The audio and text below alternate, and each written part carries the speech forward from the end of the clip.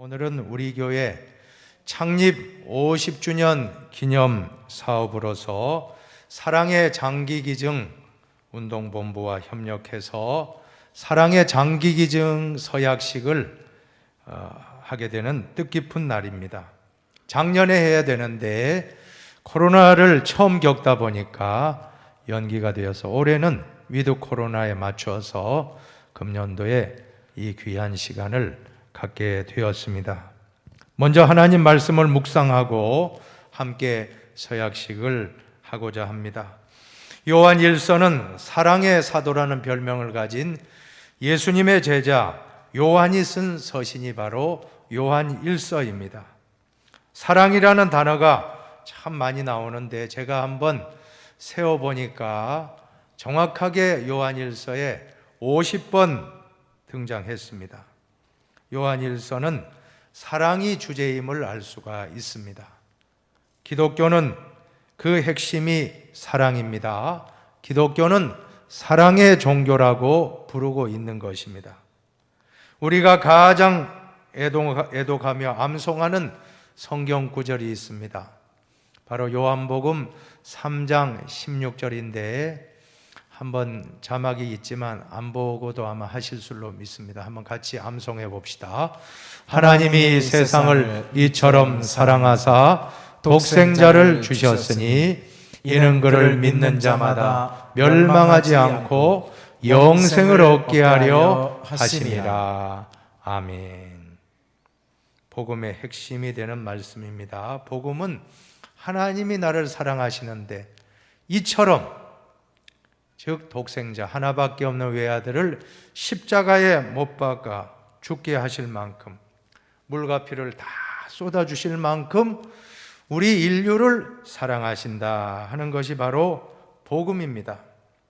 사랑하는 여러분, 오늘 이 아침에 이 복음의 말씀을 믿고 한 분도 구원을 의심하지 마시고 천국을 의심하지 마시고 영생의 복을 다 받고 돌아가시기를 축복합니다.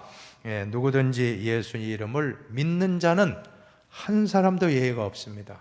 심지어 살인 강도라 할지라도 마지막 순간에 예수님을 믿었을 때 천국의 축복을 받았던 것입니다. 자, 그런데 우리는 요한복음 3장 16절은 너무나도 애독하고 암송하고 좋아하는데 요한일서 3장 16절을 알고 있는 분은 별로 없다는 것입니다. 요한복음 3장 16절을 믿는 성도라면 요한일서 3장 16절을 실천해야 한다는 것입니다. 요한일서 3장 16절, 오늘 본문을 같이 봉독합시다. 그가 우리를 위하여 목숨을 버리셨으니 우리가 이로써 사랑을 알고 우리도 형제들을 위하여 목숨을 버리는 것이 마땅하니라. 그가 누굽니까? 예수 그리스도. 예수님이 우리를 위해 목숨을 버리셨으니 우리도 형제를 위하여 목숨을 버리는 것이 마땅하다 하는 그 말씀입니다. 여러분, 우리가 아가페 사랑, 하나님의 아가페 사랑을 우리가 받았기 때문에 우리는 그 사랑을 우리도 실천해야 한다는 것입니다. 우리도 형제들을 위하여 목숨을 버리는 것이 마땅하니라. 아까 요한복음 3장 16절을 우리가 읽을 때는 너무나 좋아서 할렐루야, 구원해 주셨습니다, 하나님의 사랑에 너무 감사합니다 하다가 지금 요한 1서를 읽는 순간 조금 뜨끔한 생각이 들었습니다. 하나님의 사랑을 받고 하나님의 자녀가 되는 복을 받았다면 이제 우리도 하나님의 사랑을 실천해야 될 줄로 믿습니다. 오늘 우리 교회 예수 사랑의 정신을 실천할 수 있는 사랑의 장기기증 서약식을 하나님이 허락해 주셨습니다. 사랑하는 여러분, 이 사랑의 장기기증이 어떤 의미가 있습니까? 첫째로 장기기증은 가장 큰 사랑의 실천이라고 하는 것입니다. 사랑은 받는 것이 아니라 주는 것이라고 했습니다. 물질로도 남에게 주는 것이 귀하지만 우리의 몸의 일부를, 가장 소중한 장기를 다른 사람에게 줄 수 있다는 것은 가장 큰 사랑의 실천임에 분명합니다. 기독교 신앙의 핵심은 사랑이라고 했습니다. 예수께서 인류를 위하여 하늘 영광 버리고 이 땅에 인간의 몸을 입고 오신 그 자체가 사랑이셨습니다. 그리고 그 사랑을 다시 한번 확증하는데 십자가에서 사랑을 확증해 주셨습니다. 로마서 5장 8절을 같이 읽어봅니다.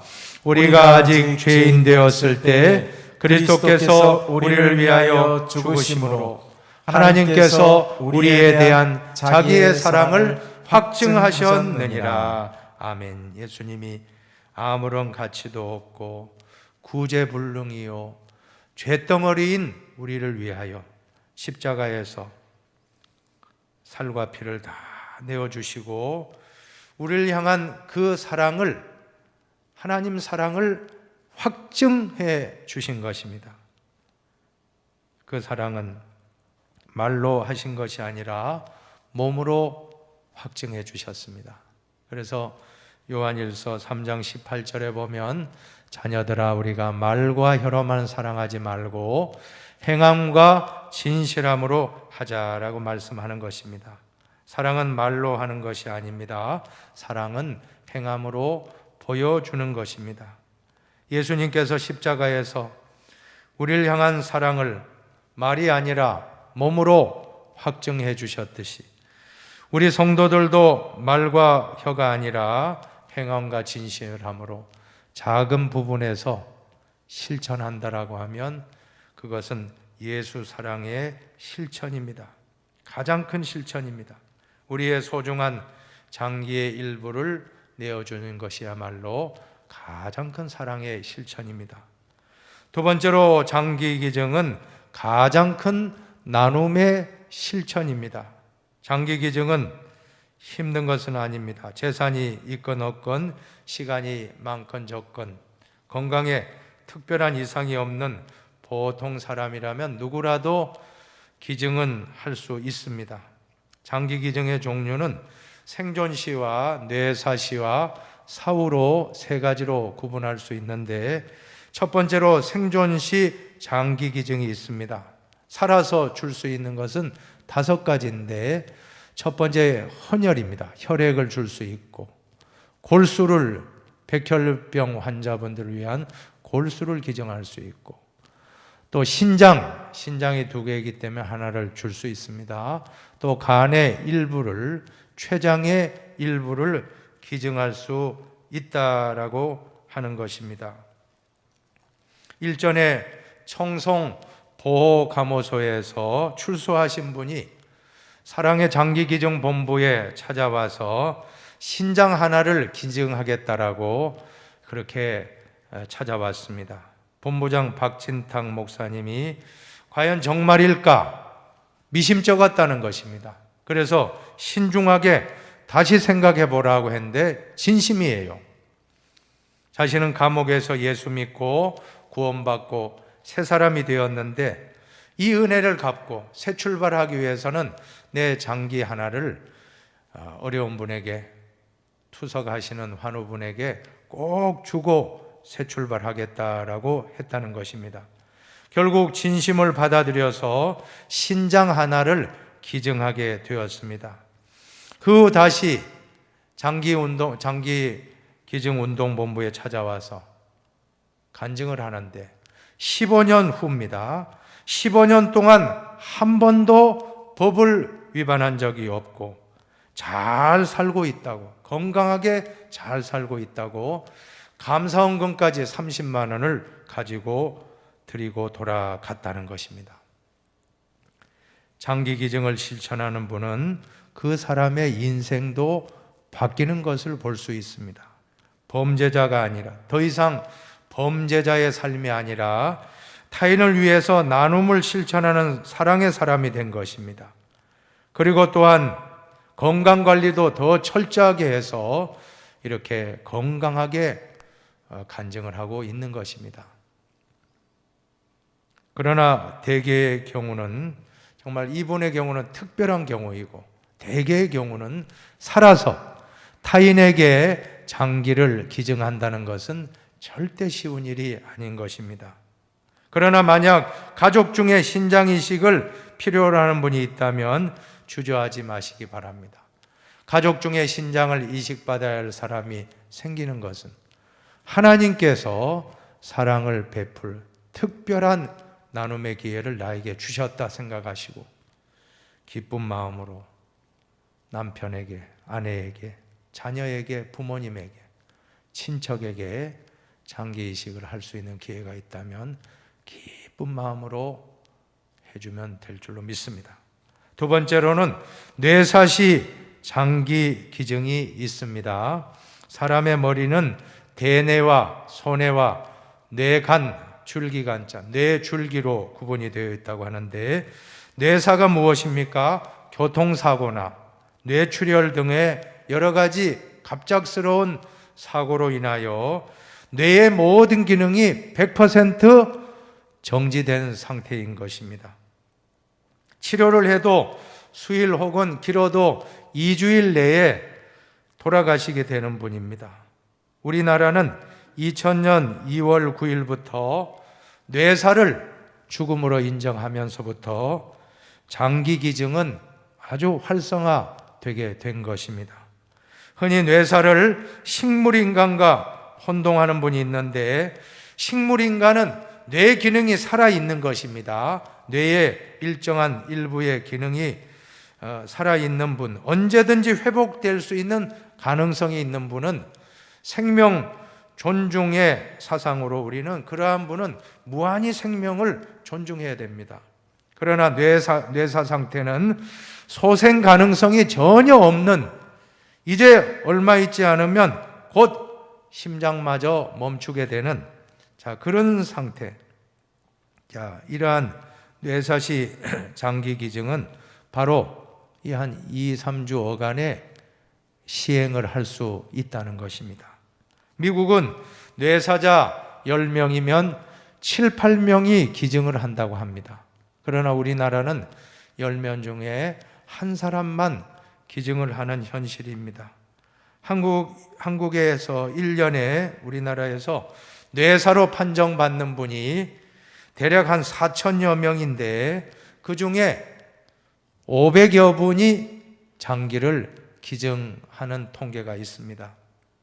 본인이 생전에 오늘 우리처럼 이렇게 기증을 서약한 분은 10분밖에, 그 중에 500명 중에 10분밖에 없고, 나머지 490명은 가족들이 결정을 해서 보람되게 우리 자녀가, 우리 아버님이, 우리 아들이, 딸이 다른 사람의 생명을 살리고 가게 하면 좋겠다 하는 가족들이 동의해 주셔서 그렇게 이루어지고 있는데, 그만큼 장기 기증의 인식이 선진국에 비하면 좀 약하다는 것입니다.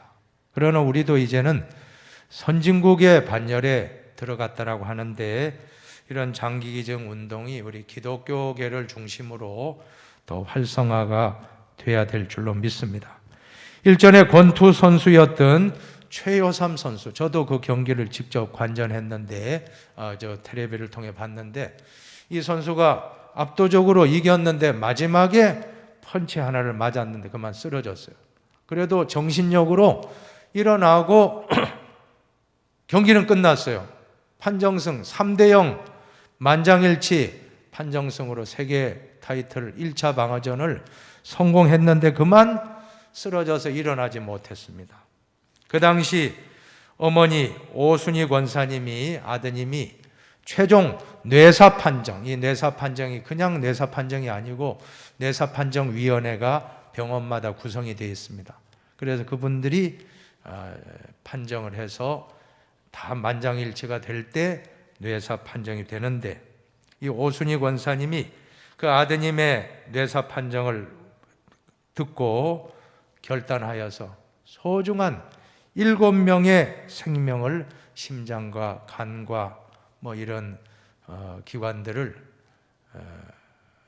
콩팥을, 다른 생명을 살려, 눈의 각막을 다른 분들을 살려내는 일에 귀하게 쓰임 받았다는 것입니다. 그 권사님은 당시를 떠올리며 내 아들이 다른 사람의 생명을 살렸다 하는 점에서 잘 결정했다라고 나중에 이렇게 훈장도 받고, 국가에서 훈장도 받고, 또 이렇게 감사의 간증을 하고 있는 것입니다.